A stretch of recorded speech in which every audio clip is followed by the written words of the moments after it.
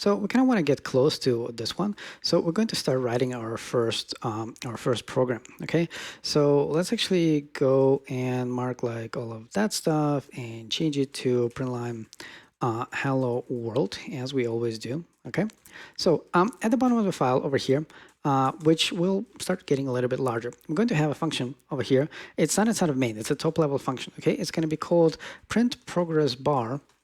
So sort of like print line. We're going to have like printProgressBarln. Okay, so it's going to have a factor, which is going to be an integer, and it's going to produce a unit. So what is it going to do? Okay, so it's going to be a full comprehension with the percentage. So similar to what we were doing before. Okay, so it's going to do 0 to 100. Okay, and then we're going to do, and then we're going to have a rendered progress bar, which is going to be a progress bar make with a factor. Okay, and then we're going to have the actual progress bar, which is going to be a rendered progress bar, which is a function, right? We can give it the percentage, the one that we're generating over here, inside of the full comprehension. Okay, and now we're going to actually print line the progress bar, and I kind of prefer to have like an empty line, like an empty character at the end of the progress bar, because I'm using a block cursor, so it's just going to be a little bit more beautiful. Okay, and just so that they grow a little bit slower, let's do like thread sleep. I don't know, let's do 100, okay, like this, okay? And at the end, once we finish rendering one progress bar, we're actually going to have another print line, okay, like this, okay? So this is the whole thing, and at the end, I have no idea how this cake got there. It's probably because of my Vim emulation, okay? So now we can scroll up a little bit over here, and we're gonna do 4 factor, okay? So we're gonna generate 4 factors. Remember, we have like 4 of these. Okay, this is what we're doing, and then we're gonna have 4 that go down. Okay, so we're gonna have from 1 to 4 by +1, even though it's not necessary. I'm just for the sake of symmetry, I'm just gonna do this. So print progress. Come on, autocomplete this for me. Factor like this. Okay, and now we're also gonna have from 4 to 1 by -1. Okay, and there we go. Very similar to what we actually want. And by the way, it kind of takes forever. So I'm actually gonna replace this with 5 like this. Okay, I'm actually going to kill it real quick. There we go. It's kind of dying very fast now.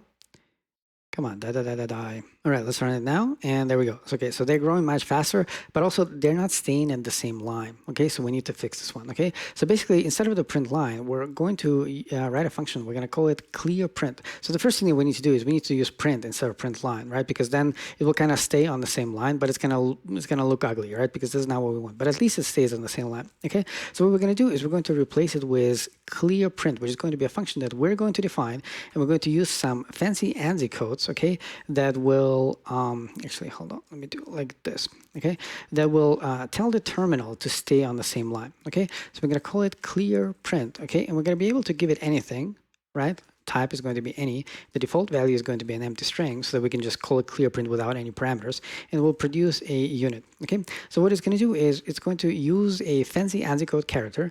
So we're going to call it replace every char of line with space. Okay, and this is the character. Okay, I'm going to use a string, but it's one character. Actually, that's not correct. Okay, so this is one character, 001b. This is like the magical escape character, and then I'm going to have an open brace. Okay, open paren, rectangular paren. Okay, and we're going to do 2, and we're going to have a capital K. Okay, so this is a very, very special character. Once it's inserted in the terminal, whatever you have in the line, every character will be replaced with a space, which is why it's called replace every character of line with space. We're going to have another one, which is going to be sort of like a carriage return. It's going to be position cursor at beginning of line, and it's going to be simply this character. Okay, so now in this case, this is actually one character, but we're using a string, right? So this is a single character string. Okay, so now that we have both of them, we're actually going to do print, the one that comes from the standard library, and we're going to do this replace thing. Okay, replace, right, like this, plus, after this, position the character, the cursor at the beginning of the line, and now actually insert whatever we passed in. And also the way these ANSI codes work is that you kind of need to reset them, right? Because it's basically a stream of characters. We're inserting some special characters, and we also need to sometimes to tell it like when we're going to stop. Okay, so after the in, we're also going to do console reset. Okay, and now this fancy thing is going to do exactly that. Okay, so basically, whenever there's something in the line, everything will be replaced with spaces. the cursor will be positioned to the beginning of the line, and then we're going to insert our text. Cool. So now we're actually finally getting somewhere. Now let's actually go and create a file, and we're going to call it. Come on. We're going to call it style.scala. Okay, so some of these ANSI codes can actually introduce styles. For example, you can have like fat text, bold text. You can have like cursive text. You can even have like strike through text, depending on your terminal. Or you can inject colors. Okay, so we're going to have an object, and we're going to call it style. Let me save the file so that all of this red stuff goes away. And we're going to do over here, we're going to do package. Let's actually switch to compiling, because like this takes a little bit of time. So I'm going to switch to compiling for a couple of minutes. Okay, so we're just going to compile. Okay, so this is going to be a style. Okay, and inside of it, we're going to have a final lazy val. We're going to call it all. And we're going to do it because the console character, the console object inside of Scala actually has a couple of them hard coded, right? So there are like variables that that have a couple of them, so we don't need to type them out. Okay, so it's going to be an index sequence of string. Okay, and we're going to import the console, everything that comes from Scala console. Okay, and then we're going to construct an indexed sequence with all of them. Okay, so there's black, there's blue, there's cyan, there is green, there is magenta, and there is red, and there is white, and there is yellow. Okay, and then we're also going to have over here, we're going to have a final where it doesn't need to be final. Well, actually, even this one doesn't need to be final because we're inside of an object. Okay, so we're going to have def random. Okay, and it's going to be a string. Okay, the side effecting functions should always have an empty parameter list. This is just so that you can clearly see that there will be a side effect. All collections in Scala, they actually extend functions similar to how we did with simple progress bar, for example, right? This is an object that extends a function, so we don't need to explicitly write apply. We can just use it as a function.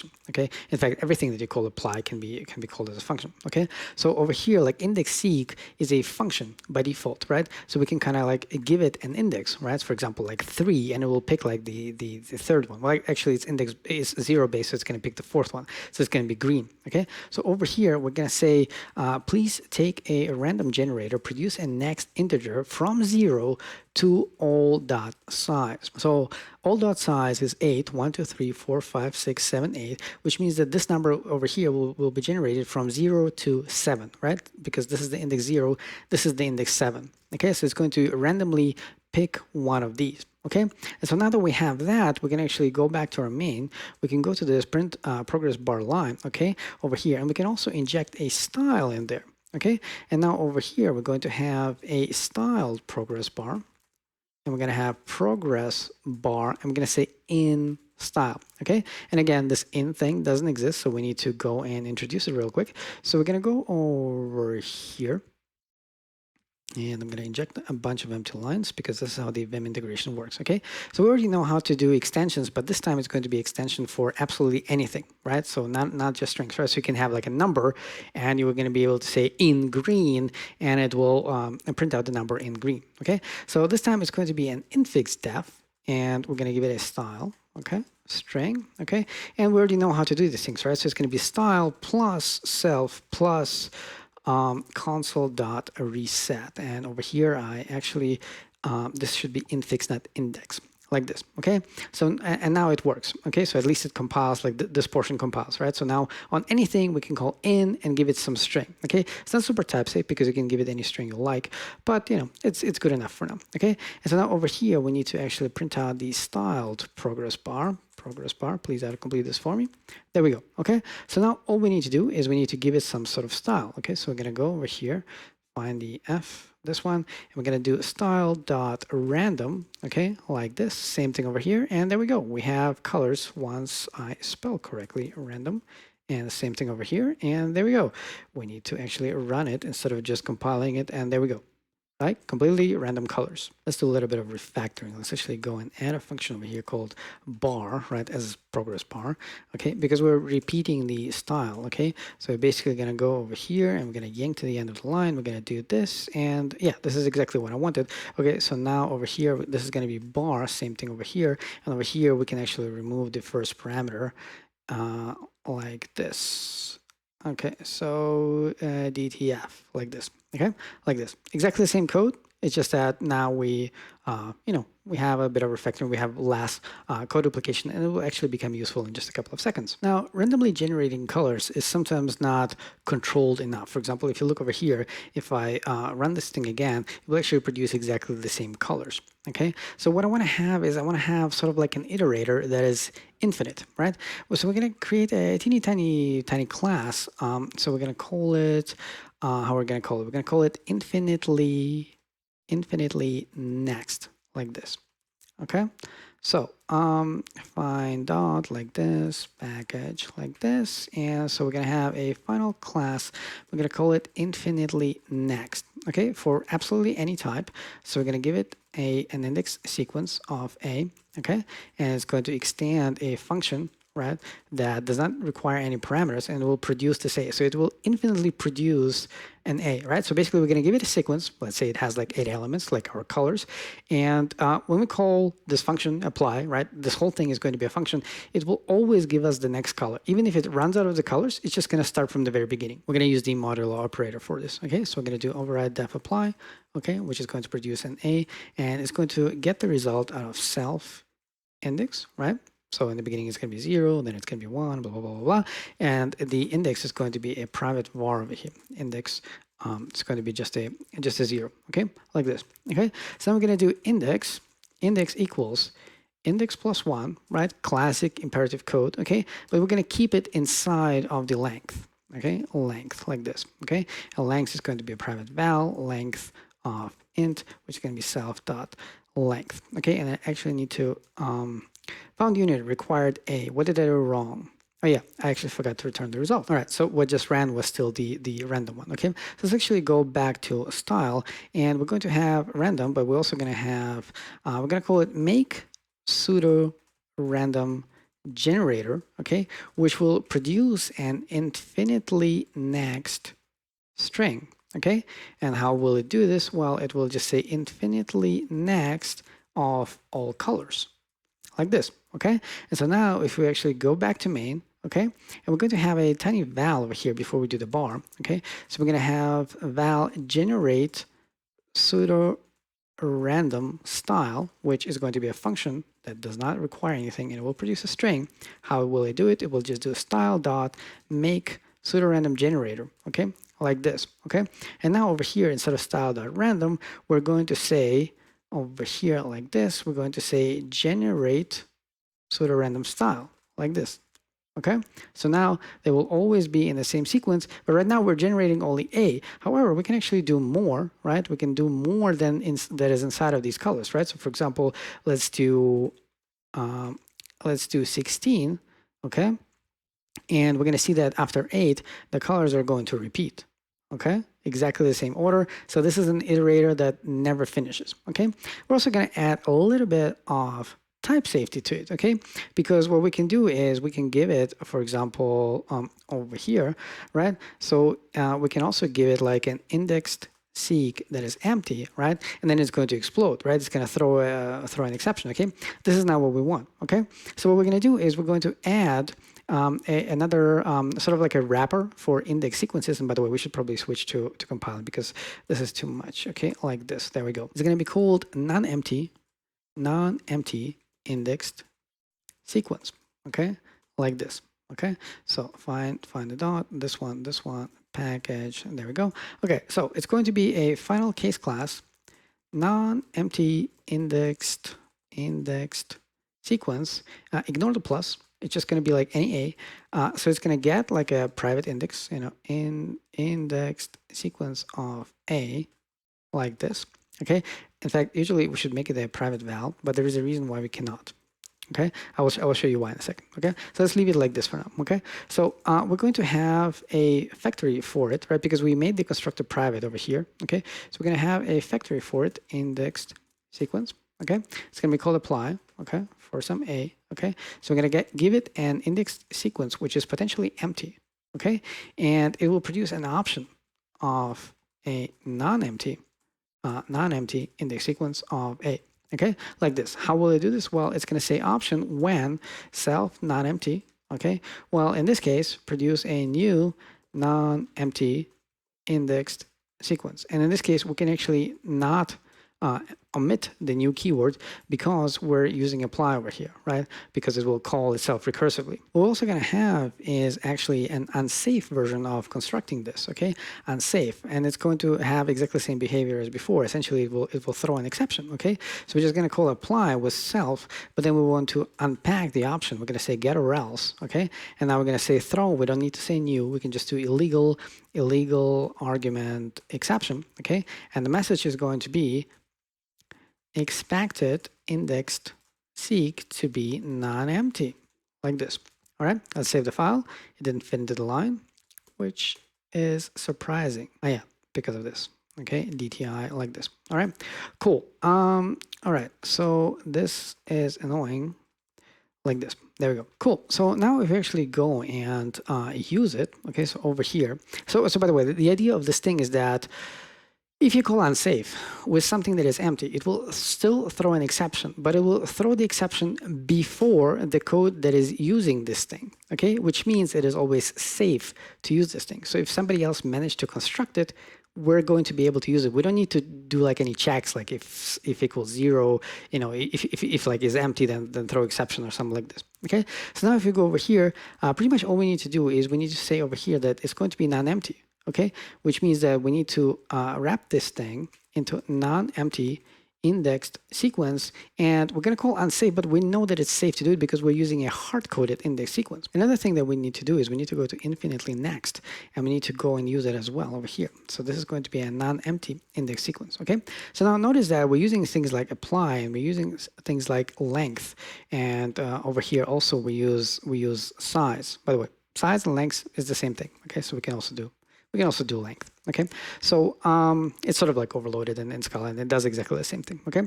So now we actually need to have all of these functions on this wrapper. And there's a neat feature in Scala 3, export, right? So we can say export self, and what we need length, we need apply, and I believe this is it, okay? Self and apply, right? So we're just exporting these. If this was a real library, I would actually want to actually export everything, and there's some constraint that doesn't allow me to do this if this is a private val, okay? So I'm actually going to remove this, and it's going to work, right? So basically, we can use this sort of like as a transparent wrapper, okay? So now we're safe. So now over here, if we pass something like, first of all, over here, we cannot do, InfinitelyNext.empty. This is not going to compile, right? Because it says, hey, I found an index sequence, but I required a non-empty index sequence, okay? But even if we like sort of try to like fool the compiler, okay? So if we do non-empty indexed seek of unsafe, right? And we give it an empty one, right? It will explode, but it will explode before it actually runs the code inside of InfinitelyNext, okay? So if you scroll up, you're going to see that it has been thrown in non-empty index sequence, so it never reached this code, okay? It was never over here, which is why it never actually called, for example, this, okay? Which is amazing. It's a really simple design pattern, and many libraries actually use this, and they make it easier for you to create wrappers like this. Cool. So we're actually done with the progress bar portion. Let me actually revert this back to 4 so that it kind of like runs a little bit faster. Okay, let's go back to running once. 1, 2, 3, 4, and then 5, 6, 7, 8 goes down. Okay, let's switch back to compiling, and let's actually finish with doing this circle thing. Okay, so what we're going to do is we're going to create a file. We're going to call it ProgressCircleSegment. Okay, .scala. Okay. Find it out like this, and it's going to be like this, and we're going to do over here.